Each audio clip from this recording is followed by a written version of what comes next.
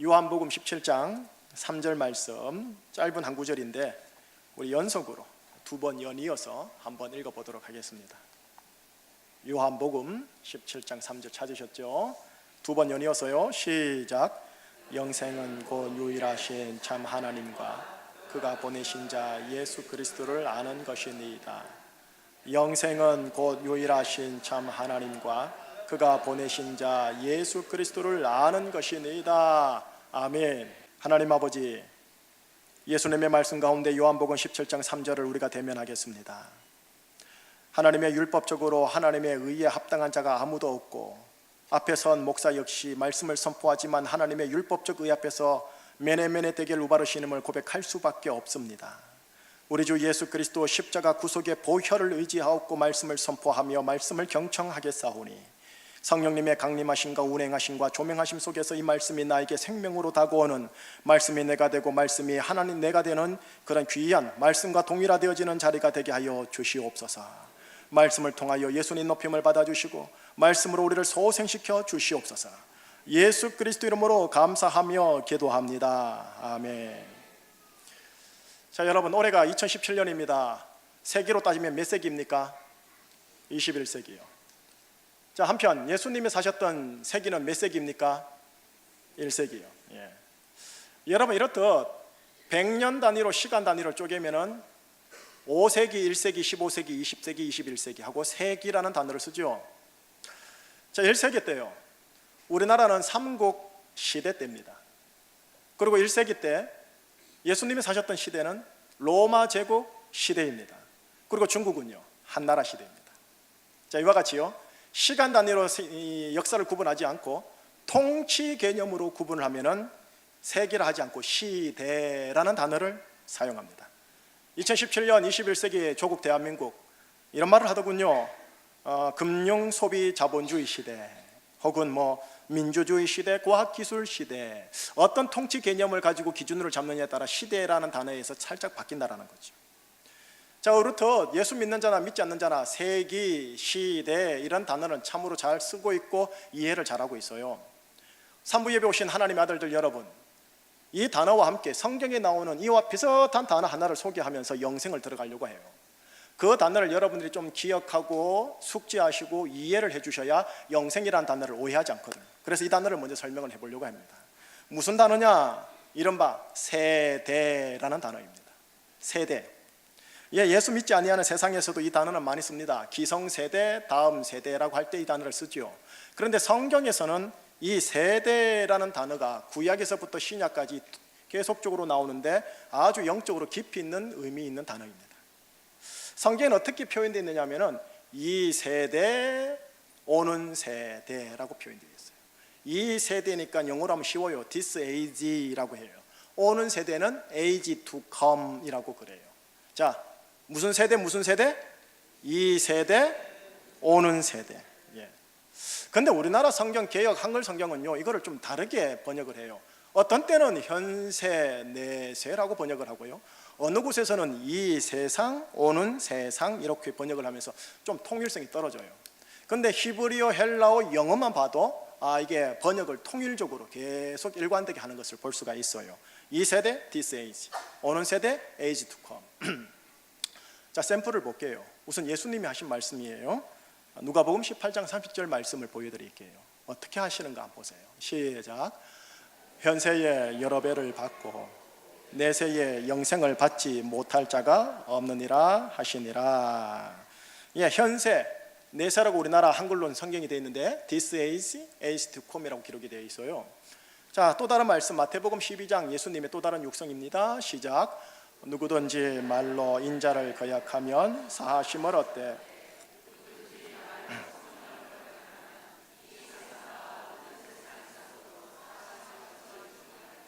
이 세상, 오는 세상이라고 번역을 해놨는데 영어는 똑같아요. This age, age to come. 이렇듯 이 세대, 오는 세대, 이 두 단어 성경적으로 대단히 중요한 용어입니다. 다시 역사적으로요, 1세기요. 1세기를 걸어서 삼국시대, 청동기 시대, 철기 시대라고 합니다. 21세기요. 과학기술 시대, 금융소비, 자본주의 시대라고 합니다. 그런데 성경을 탁 보면은 1세기든 21세기든 어느 세기든 어느 시대이든 뭐라고 한마디로 말을 하느냐? 다 This age, 이 세대라고 기록만 해놔요. 성경에서 말하는 이 세대가 뭘까요? 성경에서 말하는 이 세대란 사탄이 하나님의 통치를 찬탈해서 죄와 죽음으로 이 세상을 통치하는 모든 세상, 모든 역사를 걷는 말이에요. 1세기 때나 기원전이나 21세기 때나 어느 시대 어느 세대나 사단이 죄와 죽음으로 인간 사회와 자연, 물리, 우주 세계를 통치하고 있기 때문에 성경은 한마디로 뭐라고 말하느냐? 이 세상을 이 세대라고 해요. 아무리 과학이 발달하더라도, 아무리 문화와 문명이 발달하더라도, 아무리 원시 부족 공동체랄지라도 뭐라고요? 이 세대라고 하는 거예요. 자, 그렇다면 이 세대와 반대되는 개념이 있는데 그게 뭐냐면 오는 세대. 가는 세대가 아니고 오는 세대. 여러분, 오는 세대는 뜻이 뭐냐 하면 하나님께서 사탄의 통치를 정복하시고 하나님의 통치를 회복시키셔서 죄와 죽음 대신에 의와 생명으로 통치하는 전시대, 전시공간을 뭐라느냐? 오는 세대라고 해요.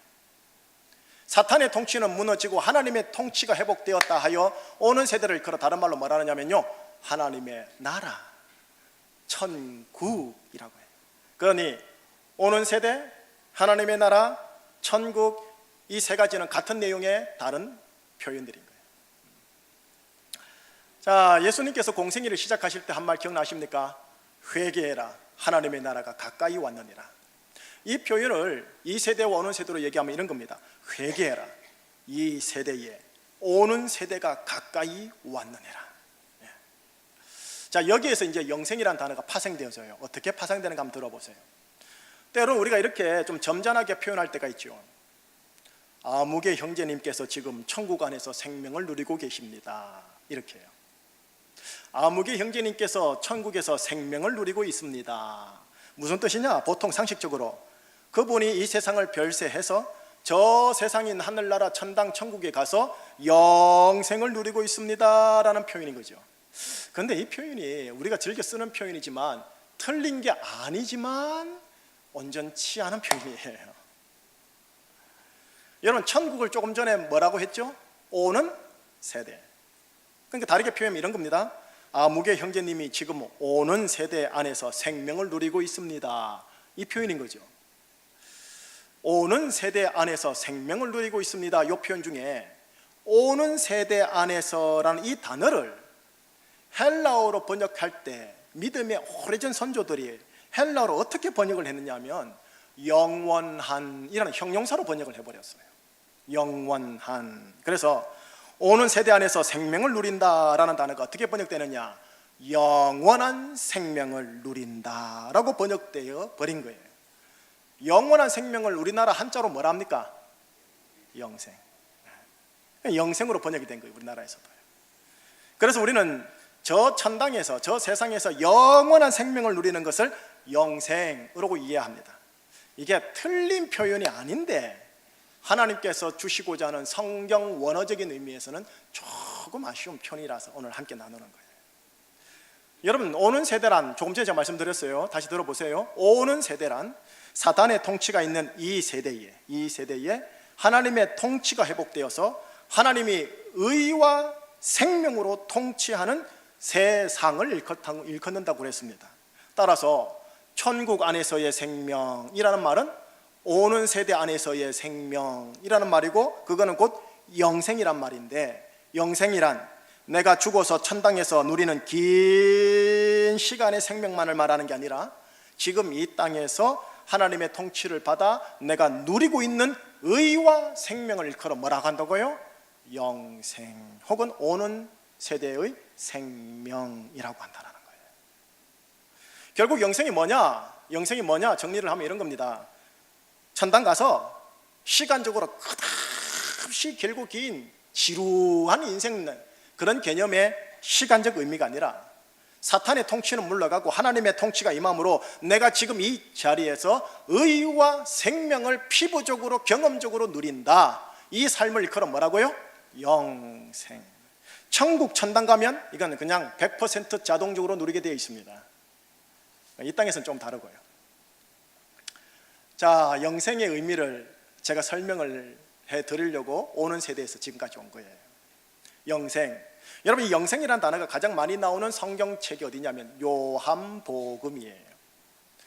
신구약 성경을 통틀어서 51번이 나와요. 그 중에 요한복음에 자그마치 19번이 등장하는데 37%예요. 여러분, 요한복음은 요한계시록과 더불어 사도 요한을 통하여 하나님이 기록해서 우리에게 주신 책이거든요. 여러분, 사도 요한이 누구냐면 예수님의 12제자예요. 그런데 예수님의 12제자 중에 한 사람만이 아니고요, 예수님의 가장 친근한 사이였고 예수님과 가장 사랑받는 제자였습니다. 그래서 그런가 사복음서 중에 예수님의 이 육성의 말씀을 잘 고이 간직하고 기록하고 가장 깊게 가장 많이 기록한 책이 요한이 지은 요한복음이에요.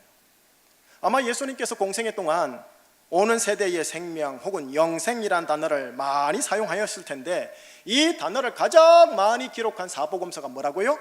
요한복음이에요. 그리고 그 영생이라는 단어가 들어있는 구절 중에 가장 대표적인 구절이 어디냐? 오늘 본문으로 선택된 요한복음 17장 본문이에요. 자, 오늘 다시 한번 읽어보십시다. 시작. 영생은 곧 유일하신 참 하나님과 그가 보내신 자 예수 그리스도를 아는 것이니이다. 자, 이 구절 가지고 분석을 해볼게요. 영생이 뭐냐? 참 하나님과 예수 그리스도를 아는 것이다. 자, 거꾸로 해볼게요. 참 하나님과 예수 그리스도를 아는 게 뭐다? 영생이다. 자, 그런데 그 조금 전에 제가 영생을 뭐라고 그랬죠? 시간적으로 끝이 없는 길고 긴 인생이란 시간적 의미가 아니라 사탄이 통치하지 않고 하나님이 통치하심으로 의와 생명을 지금 누리는 인생을 영생이라고 그랬죠. 사탄이 통치하는 곳에 예수님을 통해 하나님의 통치가 임하면 어떻게 될까요? 보여드릴게요. 사복음서가 보여주지만 사복음서를 압축한 사도행전 10장 38절을 보여드릴게요. 같이 읽어봅시다. 하나님이 나사렛 예수에게 성령과 능력을 기름 붓듯 하셨으며 그가 두루 다니시며 선한 일을 행하시고 마귀에게 눌린 모든 사람을 고치셨으니 이는 하나님이 함께 하셨음이라. 자막에 보니까 중간 하반부에 보니까 노란색으로 되어 있죠. 마귀에게 눌린 모든 사람을 고치시더라. 사탄이 통치하는 곳에는 마귀의 눌림이 있거든요. 가정적으로, 경제적으로, 내면적으로, 심령적으로, 사회 구조적으로, 역사적으로 마귀에게 눌린 모든 것들이 예수님이 오셔가지고 마귀의 통치를 파쇄하고 하나님의 통치를 회복시키는 영생을 듣더니 어떻게 되더라? 마귀에게 눌린 모든 사들이 힐링 되더라. 고쳐지더라. 육체적인 치유, 관계적 치유, 인격적 치유, 내면적 치유, 사회 구조적 치유. 자, 여러분, 이걸 일컬어 뭐라느냐? 영생이라고 그래요. 이걸 일컬어 영생이라고. 우리가 생각하는 영생은 천당 가서 긴 시간 천국에서 그냥 예배 드리는 것, 이 상식적인 생각하고 많이 다르죠. 또 한 구절 보여드릴게요. 이 구절과 유사한 구절입니다. 히브리서 2장 14절과 15절이에요. 한번 같이 읽어보겠습니다. 자녀들은 혈과 육에 속하였으며 그도 또한 같은 모양으로 혈과 육을 함께 지니심은 죽음을 통하여 죽음의 세력을 잡은 자 곧 마귀를 멸하시며 또 죽기를 무서워함으로 한평생 매여 종노릇 하는 모든 자들을 놓아주려 함이니라. 14절을 보니까 이렇게 되어 있죠. 죽음의 세력을 잡고 있는 자, 이 죽음의 세력을 잡고 있는 자 곧 마귀요, 죽음의 세력으로 우리를 벌벌벌 떨게 하는 마귀를 어떻게 한다? 멸하신다. 누가? 예수님이 이 땅에 오셔서 마귀의 통치를 없애고 하나님의 통치를 집어넣을 때 죽음의 세력을 잡고 있는 마귀를 멸하시겠다. 또 두 번째 15절에 보면 이렇게 되어 있어요. 죽기를 무서워함으로 한평생 벌벌 떠는 우리를 놓아주신다. 다르게 고상하게 말하면 자유케 하신다라는 거죠. 결국은 뭐냐? 마귀에게서, 죽음에서 나와 우리를 자유케 하고 마귀를 멸시켜버리는, 그게 뭐냐? 영생이다.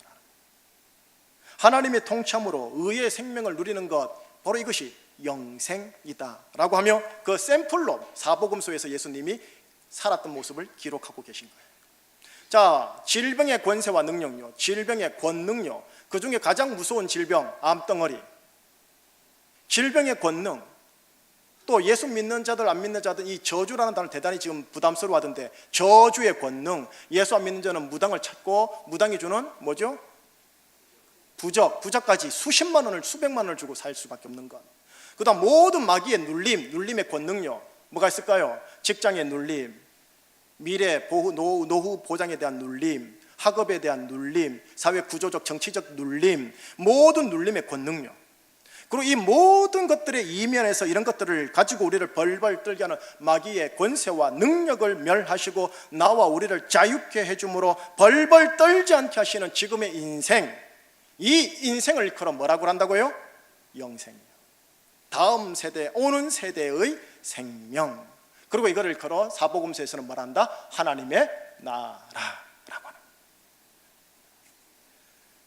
그냥 예로 질병만 얘기해 볼게요. 질병에서 치유함으로 자유케 할지, 저 세상으로서의 천국으로 데리고 감으로 자유케 할지, 아니면 병과 장애를 가질 때 그것을 하나님의 관점에서 이해하고 받아들여 감사함과 자족함으로 자유케 할지, 어떻게 자유케 할지는 모르겠지만 하여튼 지금 나라는 존재를 마귀와 죽음에서 자유케 해주는 삶을 주겠다라는 거예요. 그걸 일컬어 뭘 한다고요? 영생, 오는 세대의 생명이라고 하는 거래요. 찬당 가면 저주, 질병, 권세 모든 게 없지요. 100% 없지요. 100% 자유지. 그러나 이 땅에서도 이 생명, 오는 세대의 생명, 영생을 누리기를 원하시는 거예요. 그런데 오늘 하나님, 예수님께서 오늘 본문에서 이 영생이 어디에서 시작된다고 말하느냐 하면 유일하신 참 하나님과 주 예수 그리스도를 아는 것에서부터 시작된다라고 그래요. 자, 여러분의 상황을 제가 잘 모르겠지만 지금 내가 영생과 반대되는 삶과 환경 가운데 있다고 생각이 안 드세요? 목사님 말씀하시는 영생하고 내 인생이 레알이 왜 이렇게 차이가 많이 날까? 곤혹스럽지 않으세요? 실은 저마다 100% 곤혹스러워요. 그 정도의 차이가 있을 뿐이지만. 그렇다면 바로 지금이요, 영생의 시작 되신 예수 그리스도를 아는 것을 가까이 해야 할 때요 사인입니다. 자본주의 시대, 과학기술 시대, 이 시대 안에서 돈이 혹은 의술이, 과학이, 이성이 영생과 반대되는 조건을 어느 정도는 타개하게 해줄 수도 있겠지만 여기에는 부작용이 너무 많아요. 여기에는 돈이 너무 많이 들어가고 내 시간과 가족 관계가 다 깨져버리는 일들이 너무 많아요. 그렇다고 이걸 사용하지 말자 이런 말이 아닙니다. 사용하시되요. 하나님 그걸 통해서 역사하실 테니까 사용하시되 우선순위로 먼저 영생의 시작 되신 예수 그리스도를 아는 것을 가까이 해야 할 때구나 라고 알면서 동시에 나가자라는 거예요.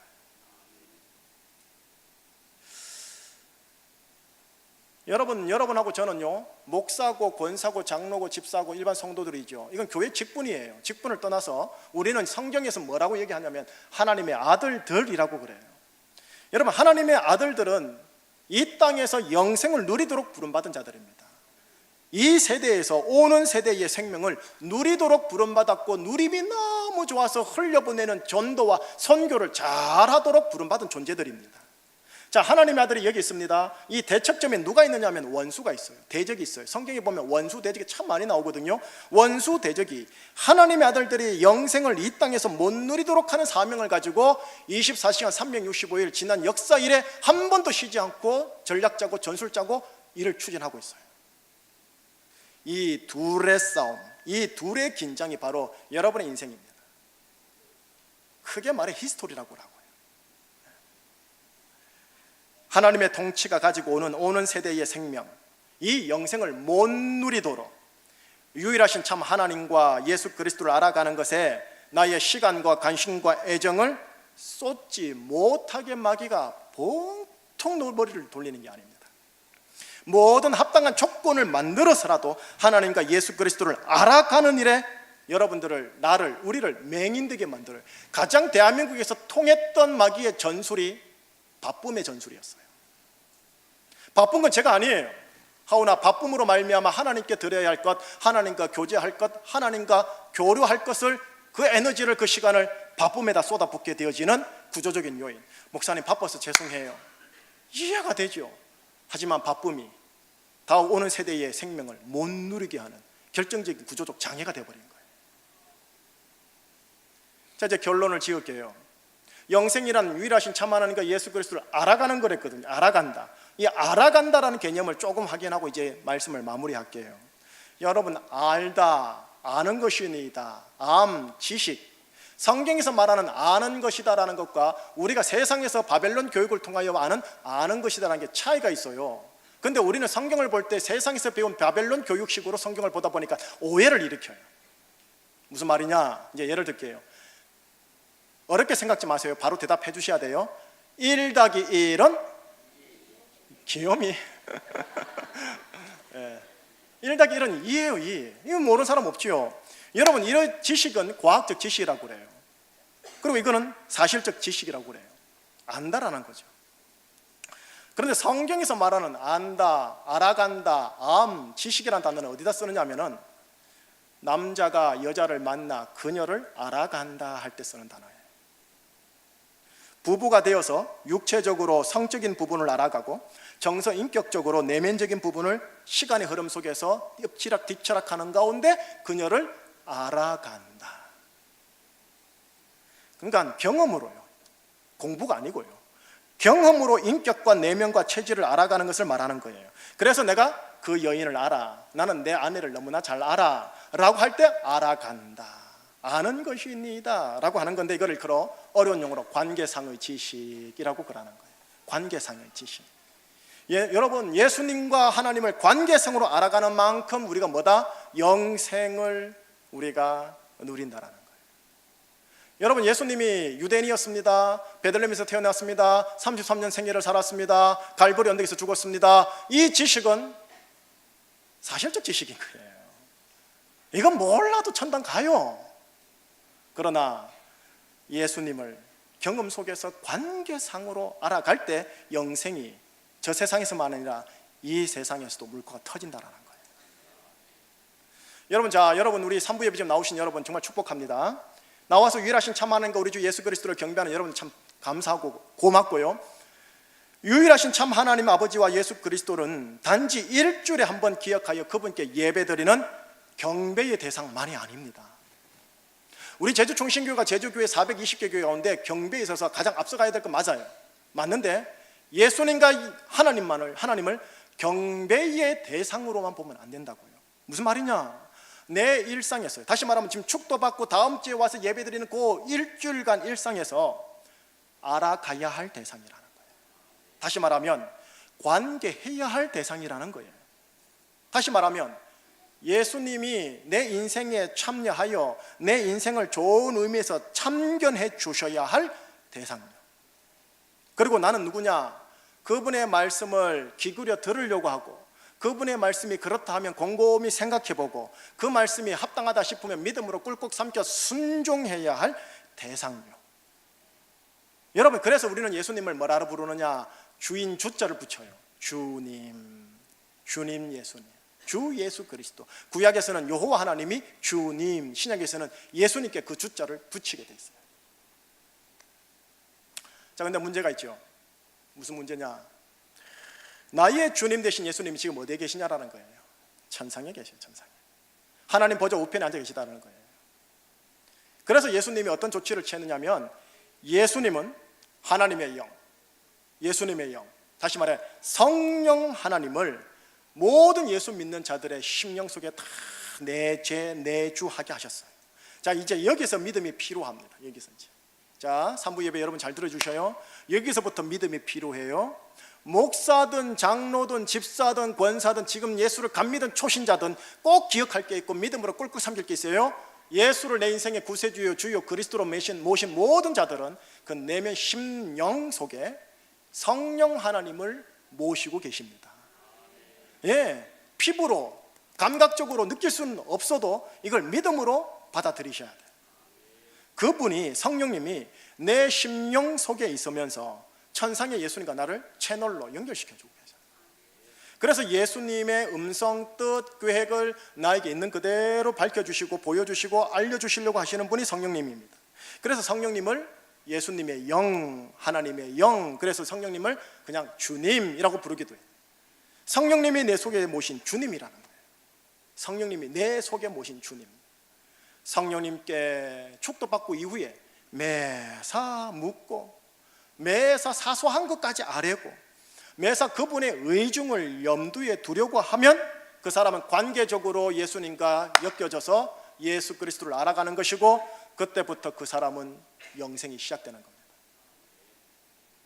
그리고 경험적으로 때가 이르면 이게 예수님의 뜻이겠구나 하고 필이 와요. 감이 온다고요. 틀릴 수도 있지만 온다고요. 그리고 그 느낌이 오면 어떻게 하느냐, 생각하고 말씀이 그렇다면 순종해야지 하고 순종하는 거예요. 그것이 지극히 작은 것이고 사소한 것이고 유치한 것이지만 순종하는 거예요. 네가 먼저 손 내밀으라는 주님의 뜻이 오면 먼저 손 내미는 거예요. 그 사람이 어떻게 하든 상관없어요. 주님이 명령하신 거니까. 내가 먼저 인사하라면 먼저 인사하는 거예요. 그분이 인사를 받든 안 받든 상관없어요. 주님이 하라고 한 거니까. 이 상황에서 주님의 뜻이 뭐예요 주님 하고 물을 거 너무 많죠. 너무 헷갈리는 게 너무 많죠. 목사도 그래요. 그러면 주님이 이렇게 하여 라고 안 들려주는 게 대부분이에요. 이 질문이 많은 줄 알지만 또 정확한 답이 들려지지는 않는다 할지만 여러분들이 내 속에 내주하시는 예수님과 성령님께 뭐라느냐, 주님 이 상황에서 내가 어떻게 처신하는 게 좋을까요? 주님 이 상황에서 내가 어떤 말을 함으로써 이거를 풀어낼까요?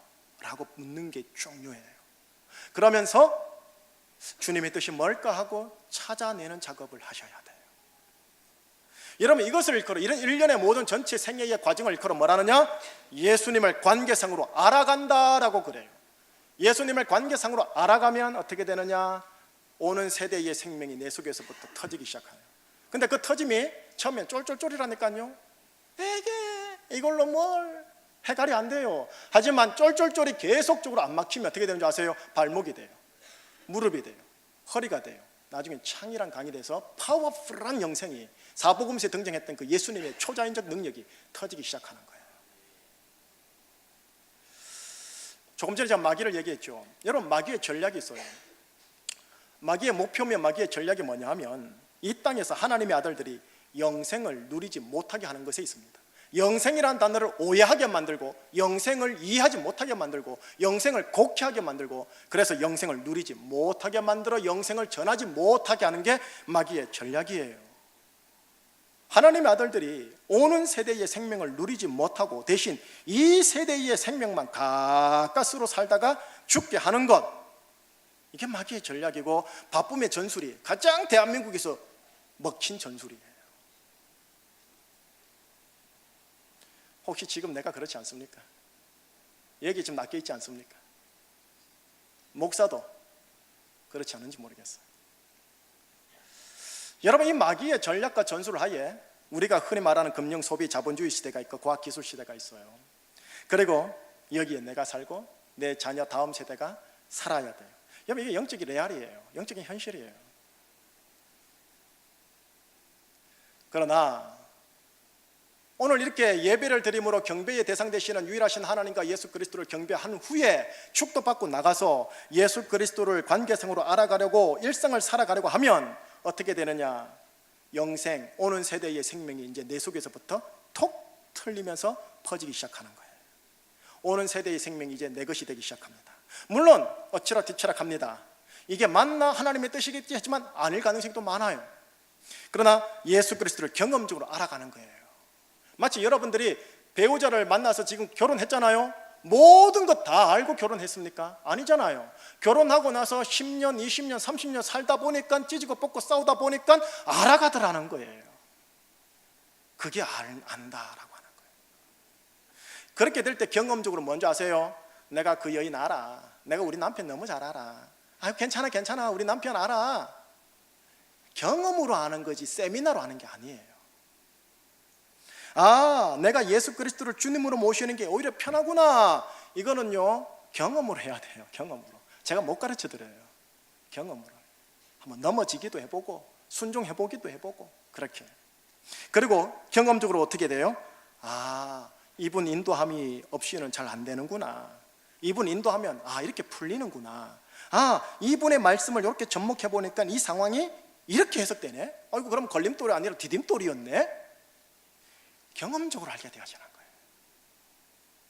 그래서 결국은 마귀와 죽음으로부터 자유케 되어집니다. 이걸 영생이라고 그래요. 오는 세대에 생명을 누리고 있다라고 그래요. 그럴 때 그 사람은 초연한 마음, 자유한 마음, 자족한 마음, 감사한 마음으로 풀어지고 실질적인 육체의 질병으로부터 관계적인 쓴뿌리와 미움의 가시로부터 엉겅퀴로부터 그를 자유케 하는 쪽으로 하나님이 몰아가시는 겁니다. 여러분, 이제 정말 마무리할게요. 여러분이 지금 이제 축도를 마치고 나갈 때 혹시 여러분이 제가 여러분에게 집사님, 제가 24시간 여러분 옆에 좀 붙어 있으면 안 되겠습니까? 옆에서 뭐 하는지 좀 지켜볼게요 하면 편해요, 안 편해요? 예, 안 편해요. 불편하다라는 거죠. 여러분들 목사가 옆에 있으면 되게 불편해요. 할 말 못하고 하다못해 집에 가가지고 좀 편한 옷 입고 싶은데 편한 옷 못 입잖아요. 불편하잖아요. 뭡니까? 성령님을 처음 모시면 불편하다니까요. 찝찝하다니까요. 좋게 말해 거룩한 불편함이에요. 그러나 성령님을 내 속에 모시고 있다는 이 믿음으로 의식하면서 나갈 때 언젠간 어떻게 되느냐? 편해져요. 왜? 여러분 처음 아내와 남편만 얼마나 어색하다가 10년, 20년 지나면 대단히 편하잖아요. 정말 그 사람 앞에서는 민낯을 보여줘도 아무렇지 않은 그런 관계성으로 들어가잖아요. 똑같은 이치예요. 경험 속에서. 여러분, 성령님이 여러분 속에 계십니다. 예수 그리스도를 구주로 믿으시는 여러분 모두 다 성령님 여러분이 계셔요. 그분을 믿음으로 의식하셔야 돼요. 그리고 거룩한 불편함으로 정말 모셔야 돼요. 그분 모시고 이제 축도 받고 집으로 가는 거예요. 이제 가는 길에 성령님 가시지요, 성령님 가시지요. 차 몰고 가다 보면 요즘은 좀 개팍한 사람들 많아요. 그러면 18 할 뻔 하다가 성령님 18 하면 안 되지요 하면 18이 죽는 거예요. 그분께 매사 묻는 거예요. 그분의 주권을 인정해 주는 걸 이렇게 하는 거예요. 그리고 그분을 잠시 나가마 까먹게 되었을 때는 아이고 성령님 죄송합니다, 제가 잠시 주님을 까먹었네요, 다시 의식하고 묻습니다 라고 아뢰는 거예요. 그의 인생이 생명 영생하고 연결되어지는 거예요.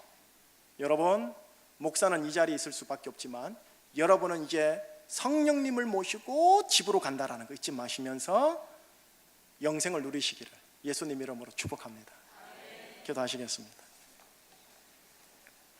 하나님, 예수님께서 십자가에 피 흘리심으로 우리를 하나님의 아들로 만들어주시고 예수님의 성찬하사 우리에게 성령님을 보내주셔서 성령님을 통하여 나와 채널 코드를 하나 맞춰주심으로써 나와 늘 동행하게 하여 주시니 감사합니다. 주님 대신 예수님의 주권을 인정하며 그분의 의중을 아뢰보며 그 중에 그분의 의중을 따라 움직이는 하나님의 사람들, 하나님의 아들들이 되도록 우리 산부 예배자들을 붙잡아 주시옵소서. 예수 그리스도 이름으로 감사하며 기도합니다.